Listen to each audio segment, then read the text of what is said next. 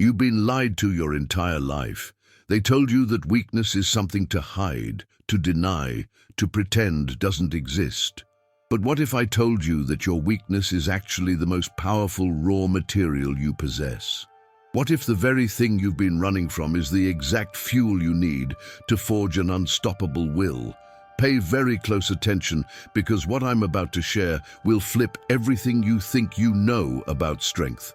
There's a reason why some people seem unbreakable while others crumble at the first sign of resistance. It's not genetics, it's not luck, it's not even talent. It's something far more deliberate. These people discovered an ancient system, a process so precise that it turns fragility into fortitude, fear into focus, and hesitation into hammer-like determination. And the secret? They didn't avoid their weakness, they weaponized it. This isn't some motivational fantasy. This is the methodology used by ancient warriors, Stoic philosophers, and modern elites who understand one brutal truth. Weakness ignored festers. Weakness confronted transforms. And when you learn how to transform it correctly, you don't just become strong, you become dangerous. Because someone who has stared directly at their own fragility and rebuilt themselves from that foundation cannot be broken by external pressure. They've already broken themselves and reassembled into something harder. So, here's the uncomfortable question you need to answer right now. Are you willing to look at your weakness without flinching? Because most people aren't. Most people spend their entire lives constructing elaborate masks, building narratives, creating personas, all to avoid facing the one thing that could actually save them, the truth about where they're vulnerable. And that avoidance is what keeps them weak, forever. But you're still here, which means something inside you already knows. You're tired of pretending. You're tired of being soft where you need to be steel. You're tired of breaking when you should be bending. And most of all, you're tired of watching others move through life with a will so strong it seems supernatural while you still struggle with basic discipline. Well, the wait is over, because by the end of this, you'll have the blueprint. The same blueprint that has forged warriors, thinkers, and legends for thousands of years. The Iron Forge system. Let me take you back to a moment that might feel familiar. You set a goal. You felt motivated. You told yourself this time would be different, and for a few days, maybe even a few weeks, you believed it. You woke up early, you pushed through discomfort, you felt like you were finally becoming that person. But then something happened. Life pushed back, a setback, a bad day, a moment of doubt, and just like that, the fire went out. You returned to old patterns, old excuses, old weakness. And you wondered why you couldn't sustain it. Here's why. You were building on sand. You were trying to create strength without first excavating the weakness underneath. And that's the fatal mistake most people make.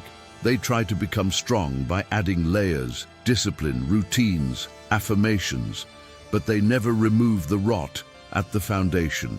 So no matter how much they build, it eventually collapses, because true strength isn't built on top of weakness. It's forged from it. The ancient system understood this. Warriors in Sparta didn't become unbreakable by avoiding hardship. They were systematically exposed to it, broken down, and rebuilt. Stoics like Marcus Aurelius didn't develop mental fortitude by pretending life was easy. They meditated on their own mortality, their own inadequacies, their own fears. They stared directly into the abyss of their weakness and said, "This is my material. This is what I will use to build my will." And that's exactly what you're going to do. But first, you need to understand the structure. The Iron Forge system has 4 stages, and each one is designed to take you deeper into your own transformation. These aren't steps you do once. These are cycles you repeat, each time going deeper, each time forging something harder. And by the time you've mastered all 4, you won't recognize the person you used to be. The first stage is the one most people avoid their entire lives: identification. You cannot transform what you refuse to see. Most people live in a state of willful blindness when it comes to their weaknesses. They know they're undisciplined, but they call it being spontaneous. They know they're fearful, but they call it being cautious. They know they quit when things get hard, but they call it being realistic. This self-deception is comfortable, it's safe, and it's exactly what keeps you weak. The ancient system demands brutal honesty, not the kind of honesty where you admit a weakness in passing and then move on. The kind where you sit down, pen in hand, and write out every single area where you are fragile.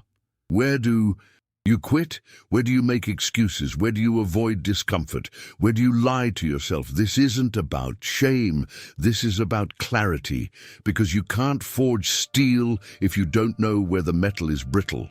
Here's what you're going to do right now. Take out a piece of paper or open a note on your phone. Write down 3 specific areas where you know you're weak.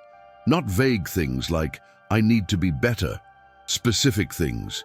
I quit when I feel uncomfortable. I avoid difficult conversations. I break promises to myself. I check my phone when I should be working. Whatever it is, name it, because the moment you name it, you strip it of its power to hide. This is the first hammer strike in the forge. You've identified the raw material. And yes, it's uncomfortable. Yes, it might sting, but that sting is the beginning of transformation. Because now you're no longer running, you're standing still, looking directly at the thing that has controlled you. And that shift in posture, from avoidance to confrontation, is where power begins. Now that you've identified your weakness, here comes the part that separates those who talk about change from those who embody it. Stage 2, exposure. This is where the ancient system becomes ruthless, because it's not enough to know your weakness. You have to deliberately place yourself in situations where that weakness is tested. You have to expose yourself to the exact discomfort you've been avoiding. Think about how metal is forged. You don't just identify iron and leave it sitting in a corner. You throw it into the fire. You expose it to extreme heat, extreme pressure, and only through that exposure does it transform. The same principle applies to you. If your weakness is quitting when things get hard, you need to deliberately choose hard things. If your weakness is avoiding confrontation, you need to seek out difficult conversations. If your weakness is inconsistency, you need to commit to something daily and watch yourself try to break that commitment. This is where most people fail. They identify their weakness and then they try to avoid triggering it. They think they're being strategic, but they're actually just staying comfortable. And comfort is the enemy of transformation. The ancient warriors knew this. They didn't train in safe environments. They trained in conditions that mimicked battle, that forced them to confront their fear, their exhaustion, their doubt, because they understood that the only way to build an unbreakable will is to break it first, intentionally in a controlled environment, so that it rebuilds stronger. Here's your next action. Choose one weakness you identified. Now design a challenge that directly exposes you to it. If you quit when you're uncomfortable, commit to a 30-day challenge where discomfort is guaranteed. A cold shower every morning, a workout that makes you want to stop, a project that scares you. The specifics don't matter as much as the principle. You are deliberately walking into the fire, and here's what's going to happen. You're going to want to quit. Your mind is going to offer you 1,000 reasons why this is unnecessary, why you can start tomorrow, why this particular challenge isn't the right one. That voice is your weakness defending itself, and the moment you push through anyway, you've landed the second hammer strike. You've proven to yourself that your weakness doesn't have final authority.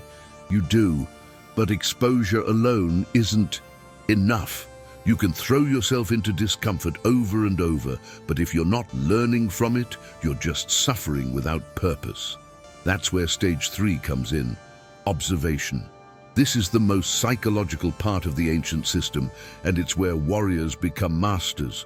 Because during exposure, when you're in the fire, your weakness will speak. It will reveal its patterns, its tricks, its survival mechanisms. Your job isn't to fight those patterns in the moment. Your job is to watch them like a scientist. When do you feel the urge to quit? What thoughts arise right before you make an excuse? What emotion triggers your collapse? Is it fear? Is it boredom? Is it the need for immediate comfort? This observation phase is critical because it teaches you something most people never learn. Your weakness is predictable. It always shows up the same way. It always uses the same language. It always offers the same escape routes. And once you see the pattern, you can interrupt it. Ancient Stoics practiced this through journaling. Every evening, they would reflect on their day, not to judge themselves, but to observe. Where did I act according to my principles? Where did I falter? What triggered that faltering? This wasn't self-flagellation, this was data collection. Here's what you need to do during your exposure challenge. At the end of each day, spend 5 minutes writing down what you noticed. When did your weakness try to take control? What did it say to you? How did you respond? Did you give in or did you push through?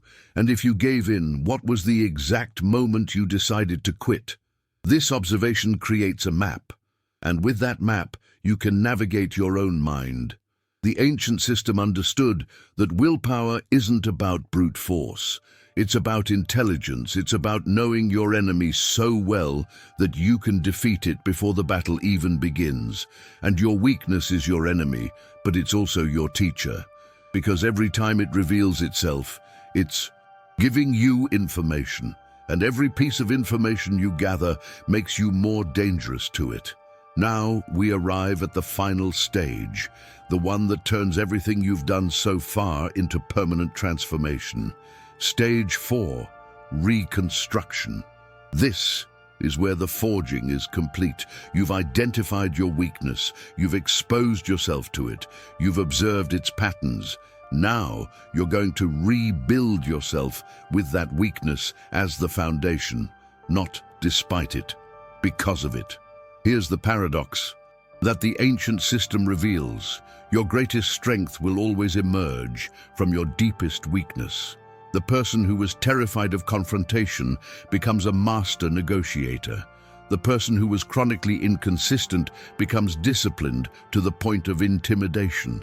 The person who quit everything they started becomes unstoppable in pursuit of their goals. Why? Because they know the territory of weakness intimately. They've walked through it, mapped it, and emerged on the other side. Reconstruction isn't about becoming a different person. It's about integrating what you've learned into a new identity. You're taking the raw material of your weakness and forging it into will. And here's how you do it. You create a new narrative. Not a fake one, not a delusional one, a truthful one based on evidence you've now collected. You write down, I used to quit when things got hard. I exposed myself to difficulty for 30 days. I observed my patterns. I pushed through 23 times out of 30. I am no longer someone who quits. I am someone who persists. That's not affirmation, that's fact. And facts reshape identity. The ancient warriors didn't just train their bodies. They trained their self-concept. They saw themselves as people who didn't break. And that belief became a self-fulfilling prophecy, not because they were born that way, but because they forged themselves that way through this exact system. Here's your final action in this cycle. Once you've completed your exposure, sit down and write your new identity statement. Base it on the evidence of what you actually did, not what you wish you did. And then carry that statement with you. Read it every morning, because you're not trying to convince yourself of something fake. You're reminding yourself of something true. You have changed. The forge has done its work. But here's the reality that the ancient system also makes clear. This is not a one-time process. The forge is not a place you visit once and leave.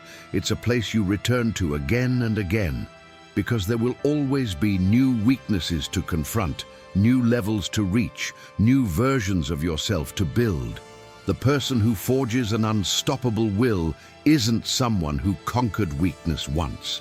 They're someone who has made the forge their home. Every time you feel yourself slipping, every time comfort starts to seduce you again, every time you notice a new area of fragility, you return to the system. Identify, expose, observe, reconstruct. It becomes a rhythm, it becomes a practice, and over time you become something rare, someone who doesn't fear weakness because you know exactly how to transform it. Someone who doesn't avoid discomfort because you understand it's the price of evolution. Someone who doesn't quit when the fire gets hot because you've learned that the fire is where you become unbreakable. And here's what happens to people like that. They develop a presence that others can feel but can't explain. There's a weight to them, a gravity. When they walk into a room, people sense that this person has been through something. Not trauma, not hardship for the sake of suffering, but deliberate transformation. And that transformation radiates outward. It changes how people speak to you, how they respect you, how they move around you, because an unbreakable will is not invisible. It's felt. And the world instinctively knows the difference between someone who talks about strength and someone who has forged it in the fire of their own weakness. You become undeniable. Not because you're perfect, but because you're real. Not because you don't have weaknesses, but because you've turned them into weapons. This is the ancient system. This is the Iron Forge. And it's not for everyone. Most people will hear these words and do nothing. They'll nod, they'll feel inspired for a moment, and then they'll return to comfort. They'll return to avoidance. They'll return to weakness. And that's fine. Not everyone is built for the forge, but you're still here, which means you're different, which means you're ready. So let me ask you directly, are you going to stay weak, or are you going to build an unstoppable will? Are you going to keep pretending your weaknesses don't exist, or are you going to drag them into the light and transform them? Are you going to keep breaking when life pushes back, or are you going to become the kind of person who doesn't break anymore no matter what? The choice is yours, but know this. The system works. It's been tested for thousands of years by warriors, philosophers, leaders, and survivors. It worked for them, and it will work for you if you commit. Not halfway, not when you feel like it, fully, completely, with the understanding that this is not a quick fix. This is a forging process, and forging takes time, heat, and relentless pressure. But when it's done, when you've walked through the fire enough times, when you've turned every piece of weakness into hardened steel, you won't need to convince anyone of your strength. They'll feel it, they'll see it, and they'll know, without you saying a word, that you are someone who cannot be broken. That's the power of the Iron Forge. That's the power of the ancient system, and that's the power that's waiting for you if you're brave enough to begin. So here's your moment. If this resonated with you, if you felt something shift inside as you read these words, prove it to yourself. Comment the phrase, "I forge my will in fire," not for me, not for the algorithm, for you, as a declaration that you've chosen the path of transformation, not comfort. And if you're ready to continue this journey, to dive deeper into these ancient truths that most people will never understand, subscribe to this channel. Because here, we don't offer easy answers. We offer the forge, we offer the fire, we offer the systems that actually transform you, not the ones that make you feel good for 5 minutes and leave you the same. This is where you belong. This is where the work happens, and this is where you become unbreakable. Welcome to the Iron Forge. Now get to work.